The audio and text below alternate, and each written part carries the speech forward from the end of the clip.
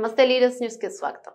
వందల మంది పార్కులో గంటల తరబడి సెల్ ఫోన్ లేకుండా కూర్చున్నారు. ఇది కేవలం 2000 యుగం కాదు, ఇది డిసెంబర్ 2024లో ఉంది. మరి ప్రదేశం భారతదేశ ఆర్థిక రాజధాని ముంబై అద్భుతంగా ఉంది, కానీ ఇది నిజం.